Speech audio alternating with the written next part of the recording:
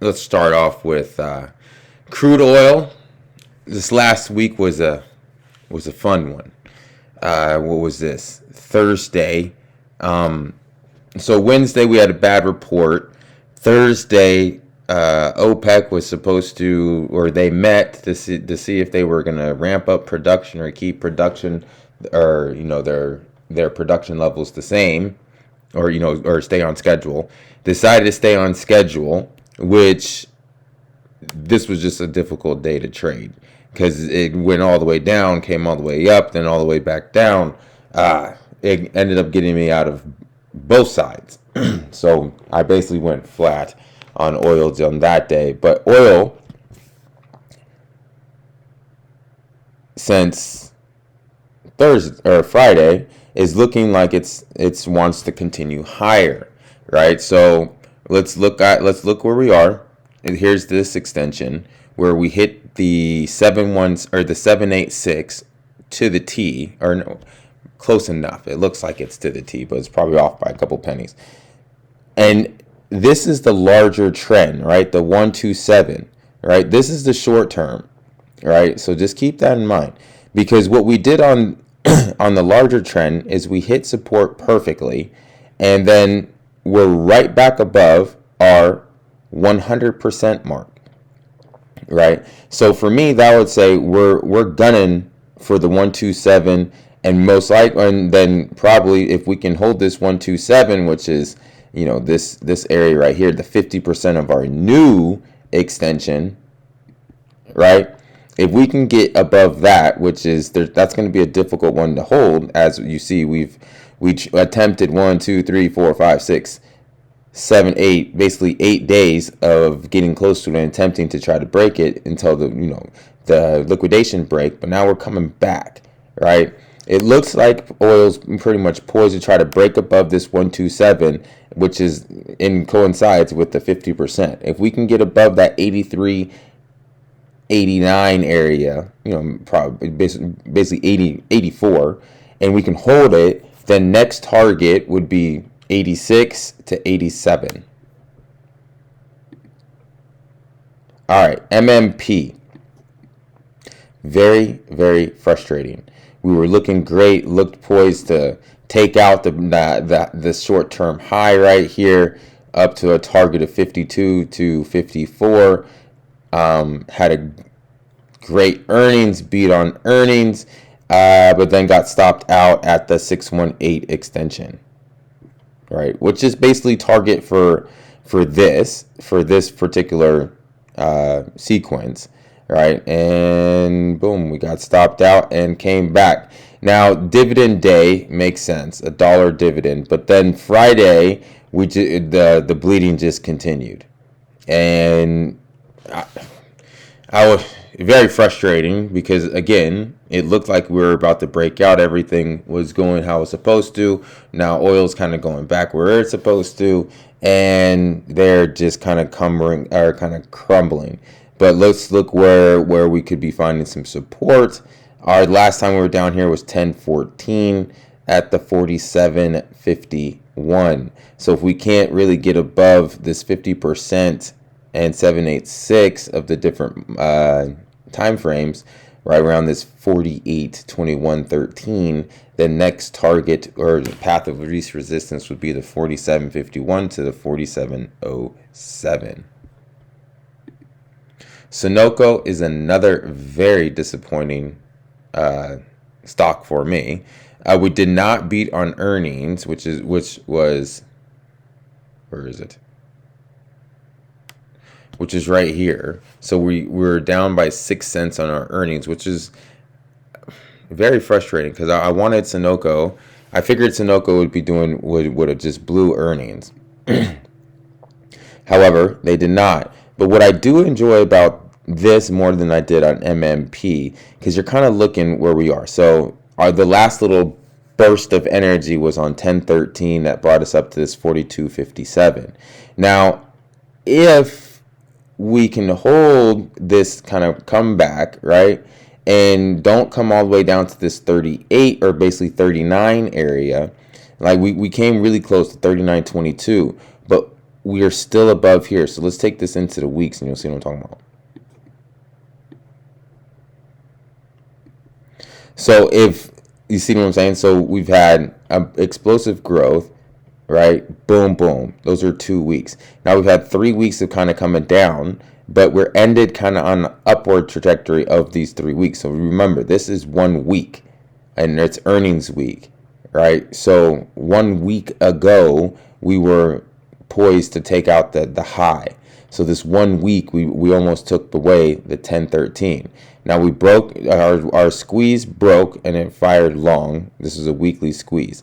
Now it's usually 8 to 10 weeks, but we're losing momentum. So if we have one more bar of bad momentum, then it's technically squeezes over and find something different.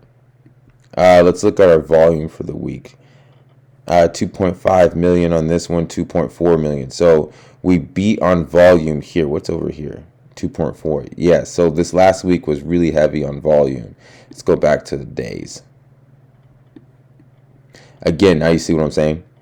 So Friday, because this is Monday, or no, this was Monday. This is Tuesday. Tuesday, we were all the way up to 41.76, and then we just cratered all the way down. Now, if this was our low, then we're making a higher low, right? And then if we can maintain this, I'm looking to come back, fill this gap, and break higher. Royal Dutch Shell. Yeah. How do we do? Yeah, we're not. That's not going to tell us.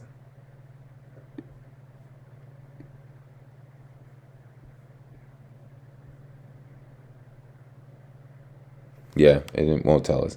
European. I liked it, like right here. We're looking pretty decent. We're filling this gap right here of 46. I'm not really sure if we beat or didn't beat.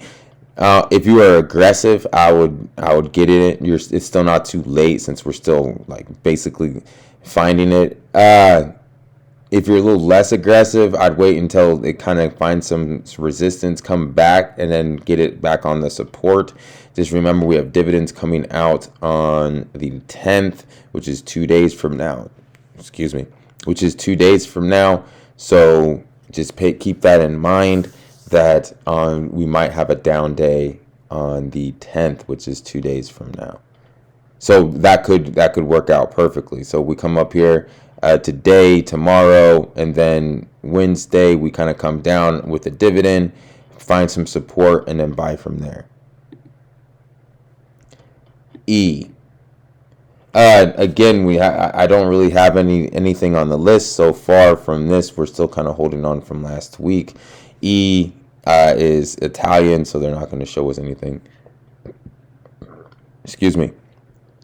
But an indication with our volume not huge, kind of looks like they came in line. We are really at the upward trajectory of target, which would be the 29.56. We're looking like we're probably poised to break this 29.76. With our next kind of target is this trend line.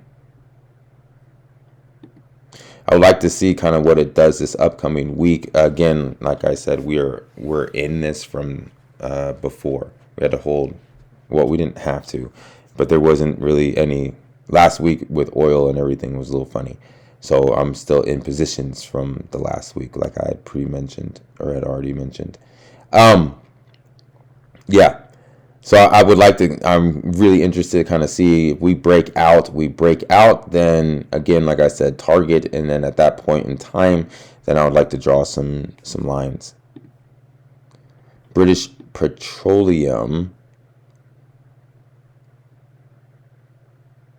Wow.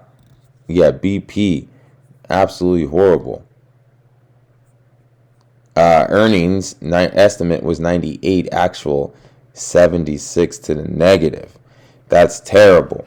However, that could be kind of like pre-planned, like a huge expense that came out during this quarter. So, because if you look at it back here, 60 cents, the last quarter they blew out or they beat, and in this quarter they kind of came down. You're gonna have to do your own research on why. The dividend 10, 11, 10. That's in 2 days. However, if we can maintain this 27.06, then I am a buyer with the goal of holding the 28 to break out of the 31 up to the 34. TTE, we are still in this as well. Yeah, look at the earnings. Beautiful, beautiful earnings. We clobbered them. I don't particularly like how well. I honestly, we have this upcoming week. If TTE can find some footing, which it looks like it did, found some support, then I'm looking for the breakout, and hopefully, and if we can kind of really get some momentum going and hold this 50.44, then next target would be this 51.31 with our 52.41 as our long short-term goal. Chevron. Out of all of them, I like Chevron. We're CVX. That made the list. Let's see. How do they do on earnings? They beat on earnings. We have dividend coming out on the 17th, so that gives us a little bit of time before dividend risk. We're 50% of a long-term extension of, like, this started the extension from way back here. If you remember, man, this was a long time ago. Chevron was having a difficulty back in September, right? September 20th, we were at 95. Now we're at 115. That's a massive, beautiful move. Now that we are back, like, here's our extension. We are trying to hold. Where are we?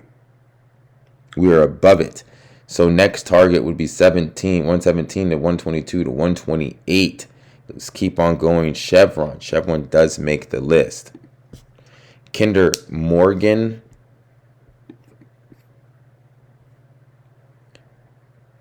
They did not beat. Dividend came out. I like where we are, though.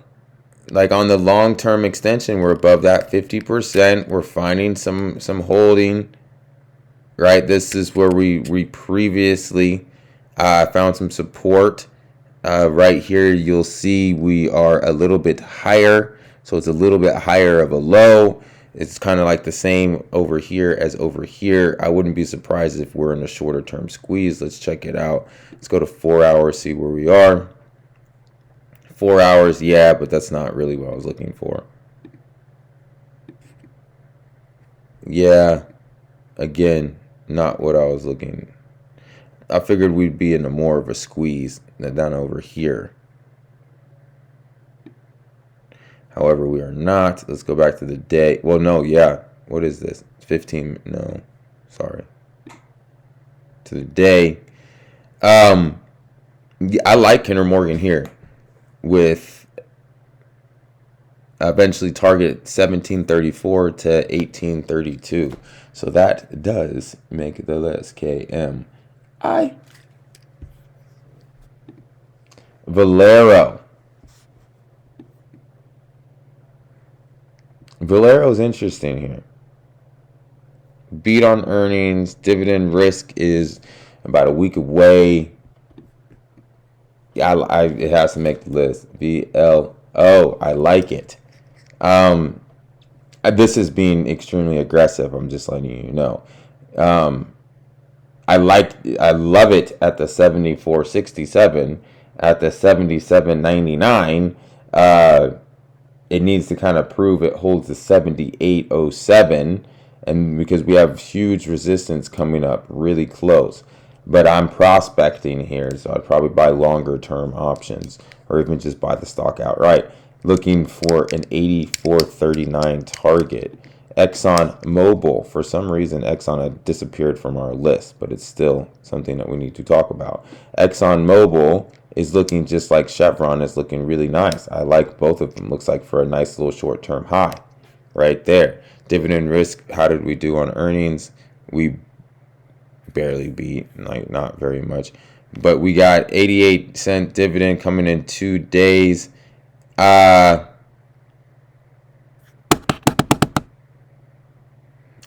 would I play it? I would probably get it on dividend day. So I like XOM, but I'm gonna put the date of 11/10, because I don't want to get in this before the dividend since it's 2 days away. So Wednesday would look decent on this.